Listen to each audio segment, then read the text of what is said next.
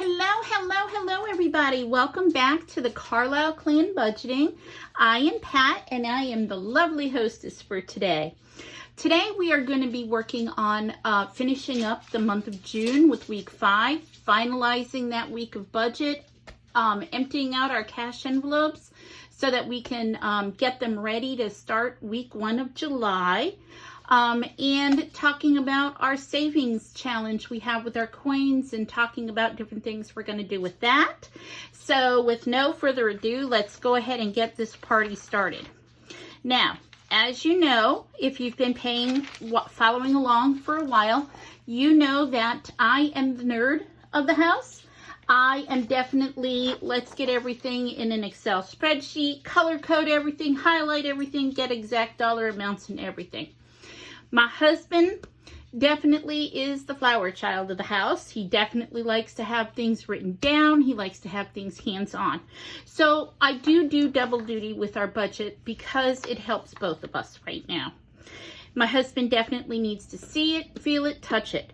So as you know, during the weeks, once a bill has been paid in full through our virtual envelopes and our bank accounts, when that's paid and I check my accounts to make sure the money's been withdrawn, I usually go through and I highlight once the debt is paid for the week so that we can have a very intentional, hands-on look at our bank accounts almost every day. Before we started this savings and journaling and debt savings and working on our budget, if I looked at my bank account, other than the times I was getting a notice that it was below my balance or I possibly had insufficient funds, now we're being more intentional to make sure that we know what we have, when we have it, how we have it. So again, for my husband, because he definitely likes to have things hands-on, every time we go to the grocery store, we write down what we used, filling up the tank, takeout, and coffee. Now, one of the things my husband and I have decided to do is instead of aligning budget money for coffee, he is just going to use his weekly money that he has, and like I have for my personal spending, he is just not going to have any coffee money set aside.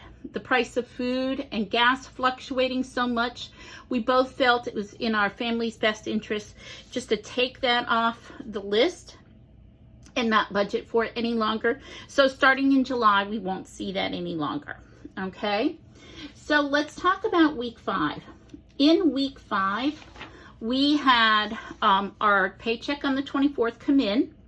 So we used our virtual envelopes to set aside half our rent because I get paid twice a month. The first check and the second check, we divide the rent in half and we put it in a virtual envelope to save it aside. So when rent is due on the 1st, the money is already in that virtual envelope and we just have to pay it. Of course, our tithe and our prescriptions, both of those are non-negotiables. They'll always have to come out. When we added in our food budget, how much we spent on gas, how much we spent on takeout, and then of course our last coffee budget for the month, that total came to $231.13. And our virtual envelopes were at $777. So as you know, each week I take a little bird's eye view of what was going on. At the end of week 4, we still had $463.92 in our bank. So carry it over to week 5. As you can see, we have it here. We budget $892 a week out of my paycheck so that we can look at it intentionally every week. When we added it up, we had $1,355.92 in our account. We subtract our virtual envelopes, we subtracted our cash envelopes, and we were left with $347.79. Since my next check is not until the 8th of July, we leave this in the account to roll it over for any debt that might be coming out a little bit beforehand, giving us that extra cushion in case we need emergency gas money, food money, prescriptions, whatever we need. We roll over our account right now. We don't do anything special. but we are talking about what we can start to do in July with that special amount. So this is how we'll end up when we do our end of the month for July balances.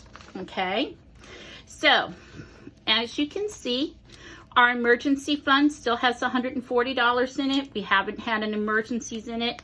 With our food budget, we spent $97.99. So that means we had $2.04 left over. So we'll just put the change in here, and we're gonna roll over our dollar bills. So that will become just $2. And remember, rolling it over means we're not assigning it to anything, we're not redistributing it, we're keeping it right in the food budget. And then with gas, we spent our $60, so that left us with $6. Again, gas, we're rolling it over because gas is going up and down and feeling like I'm a little bit of a roller coaster ride with our gas bill. With our personal, woohoo, my granddaughters and I had a lot of fun. We went to the Science Center. It cost me $24 to get in. The girls, because they're less than 5 years old, got in free. So that brought me down to $131. Obviously, we had to get little fun doohickeys when we were done. I spent $37, and so that left me with $95. We went to lunch. I spent $45. That left me with $49. And just outside, there's a little carousel, and so that cost $5.33 for the girls to go on it. So that left me with $43.96. So let's do this the other way. 20, 40, 1, 2, and 3. And then, of course, gonna put the change in our savings cup and save it for our savings challenge that we haven't yet decided on. So that's going to leave me in my personal spending budget $43 now. Again, going to roll it over, not going to redistribute that money. Life is getting crazy. So that's where we are with that. With our savings budget, at the end of May, we had $4.20. I put it in an envelope thinking we would go ahead and count every month. But my husband and I decided to keep this for our surprise. Surprise! We're going to go ahead and just let it keep building and building. And once the cup is filled, then we're going to count it and decide at that point what we're going to use this savings for. It might be to put on a debt reduction. It might be to go on a date night with us. It might be to spoil our granddaughters. We don't know yet, but we know we definitely want to keep this up as our first savings challenge. And remember, savings challenges are what we do for our own personal selves to work towards how to save money and building a savings fund. But it has to be intentional and be designed for something. So even though we haven't named this yet, it is intentional. We were always going to put our change in the cup, and when the cup gets filled, then we're going to count it, and most likely it's going to go to debt reduction in our debt snowball, which keep watching for that video because the June debt snowball is coming out soon. And we are going to keep working towards getting out of debt. So thanks everybody for coming. Looking forward to seeing you when we set up our July savings envelopes, our July budgets.